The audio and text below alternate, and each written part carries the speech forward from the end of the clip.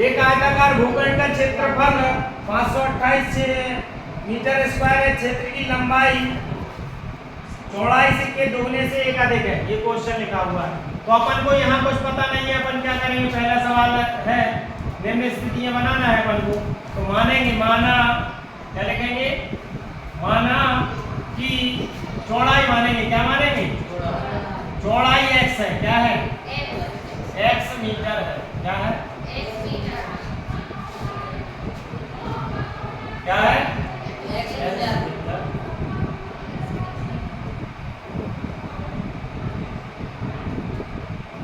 x metre है। ठीक है, तो बताओ जरा, उसमें लिखा हुआ है लंबाई उसके दुगने से एक अधिक है। तो बताओ लंबाई कितनी होगी, नहीं, लंबाई होगी दुगने से, 2x। हाँ, दुगने से एक ज्यादा मतलब एक प्लस कर दिया। लंबाई दुगने, चौड़ाई के दुगने से एक अधिक है। तो चौड़ाई का दुगना अपन ने 2x कर दिया और एक जोड़ दिया। ठीक है, तो क्या आ गई तुम्हारी लंबाई मीटर में, क्या है, समझ में आया। इसके बाद अब हमें भूखंड की लंबाई चौड़ाई ज्ञात करनी है। तो यहाँ ज्ञात नहीं करेंगे अपन, केवल स्थितियों से समीकरण बनाएंगे और ज्ञात भी कर सकते हैं। वो अगली प्रश्नावली में ज्ञात करने वाला। तो यहाँ पे क्या करेंगे बताओ, इनका क्षेत्रफल कितना दिया है, क्षेत्रफल कितना दिया है, क्षेत्रफल दिया है 528। और किसी भी आयत का क्षेत्रफल अपन को निकालना होता है तो लंबाई से चौड़ाई कर देगा, नहीं, लंबाई, ठीक है, लंबाई गुणे चौड़ाई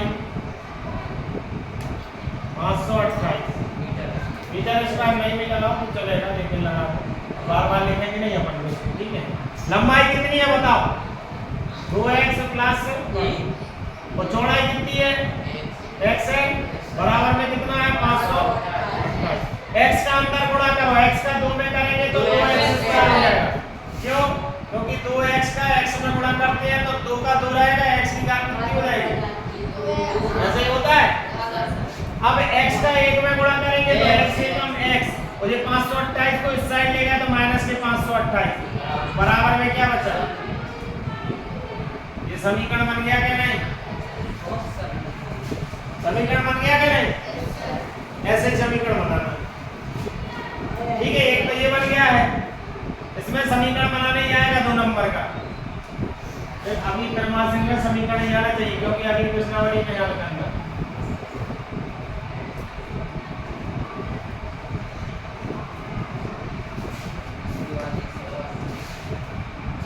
अब क्या करते हैं, अगला समीकरण देखो जरा।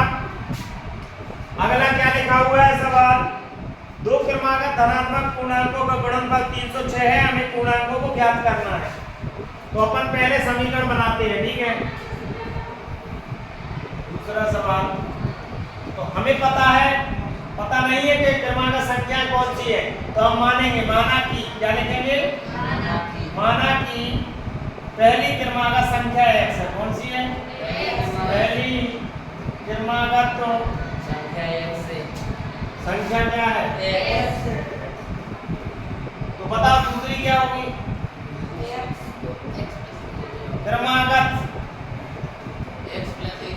हाँ, x प्लस 1 कितनी होगी, x प्लस 1, क्योंकि क्रमागत का मतलब क्या होता है, क्रम से आगे चलने। जैसे 2 के बाद क्या आता है 3, तो 3 कैसे बना है, 2 में 1 जोड़ के बनाएंगे नहीं। तो ऐसे ही x है पहली, तो दूसरी कितनी हो जाएगी, x प्लस 1। अब इनका गुणनफल कितना है, गुणनफल लिखा हुआ है उसमें, क्या लिखा है, 306। हाँ, तो इन दोनों का गुणनफल कितना लिखा है, गुणनफल 306। गुणनफल निष्कर्षानुसार है, प्रश्नानुसार, गुणनफल x का गुणा किससे करते हैं, x प्लस 1 से करेंगे तो कितना आएगा, 306। x का x के साथ करेंगे x स्क्वायर, x का x के साथ करेंगे x बराबर 306।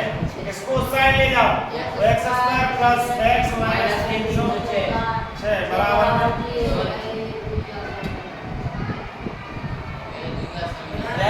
समीकरण बन गया। बताओ कठिन है क्या, अब इसको अगर अपन को हल करना है तो इसकी 2 विधियां, एक तो गुणनखंड विधि है वर्ग समीकरण को हल करने की, और एक है श्रीधराचार्य विधि। तो अगली प्रश्नावली जो होगी उसमें अपन इनको सॉल्व करेंगे, ठीक है ना? हाँ, अभी इसमें तो नहीं करेंगे।